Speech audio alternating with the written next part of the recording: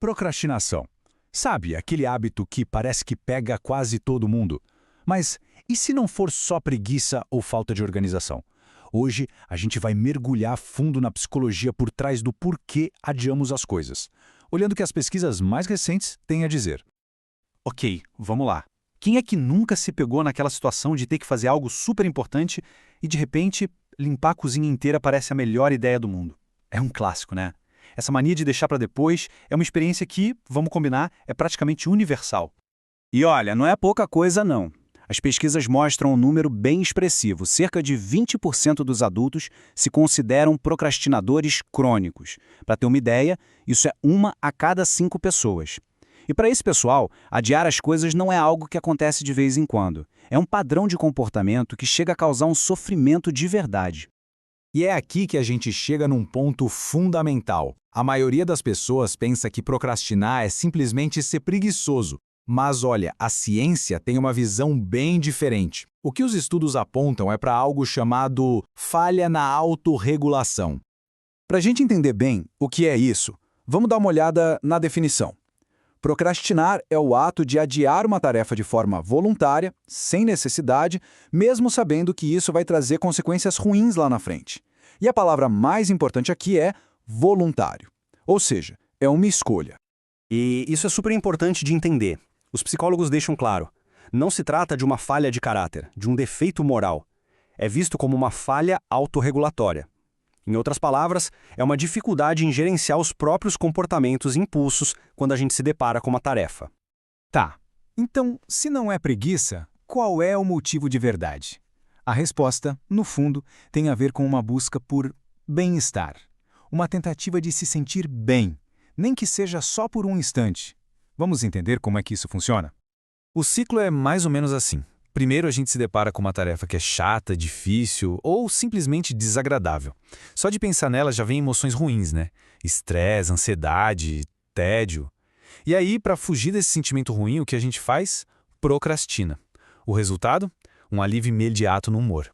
É como um conceito rápido, só que, como a gente vai ver, esse alívio é passageiro. E é aí que a situação fica mais complicada, porque esse alívio que dura pouco acaba nos jogando num verdadeiro círculo vicioso. O estresse não é apenas uma consequência de deixar as coisas para depois, ele também alimenta a própria procrastinação. Vamos pensar na primeira metade desse ciclo. Quando a gente procrastina, o prazo vai chegando perto, a culpa começa a bater e o trabalho acaba tendo que ser feito na correria. Tudo isso, claro, gera uma carga enorme de estresse. Agora, vamos para a outra metade do ciclo. O que acontece quando a gente está sob estresse? A nossa energia mental vai lá para baixo. A gente se sente sobrecarregado. E nesse estado, a simples ideia de começar uma tarefa que já é difícil parece 1000 vezes pior. E o que a gente faz? Procrastina mais ainda. É um ciclo que não para de se alimentar. E claro, os especialistas olham para isso de vários ângulos diferentes.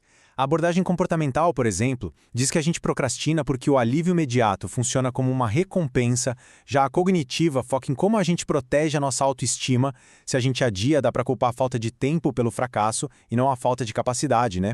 E tem a psicodinâmica, que sugere que às vezes é até uma forma de rebeldia inconsciente.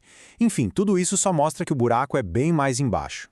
E claro, a personalidade de cada um também entra nessa conta. Pensa, por exemplo, no chamado estilo compulsivo. O grande desafio, muitas vezes, é um perfeccionismo que mais atrapalha do que ajuda. Mas qual é o lado bom? A força escondida. É um jeito de trabalhar super detalhista, minucioso, que pode ser muito, muito valioso. Isso mostra que a coisa não é tão simples, não é só preto no branco. Então, a gente já viu o que é e por que acontece. Mas para a gente entender de verdade o que está rolando, falta falar do quando. E o contexto... O contexto pode ser a peça que faltava nesse quebra-cabeça. Isso nos leva a uma pergunta que é, assim, fundamental. Por que tem horas que a gente procrastina mais e outras menos? O que muda no ambiente ao nosso redor que nos deixa mais vulneráveis a cair nessa armadilha? E a resposta pode estar no que os pesquisadores chamam de modelo de vulnerabilidade ao contexto de estresse. A ideia central é a seguinte: ambientes com muito estresse acabam com os nossos recursos para lidar com os problemas. Isso faz com que a nossa tolerância para sentimentos ruins diminua, e aí a gente fica muito mais vulnerável à procrastinação. Ou seja, o ponto-chave é este.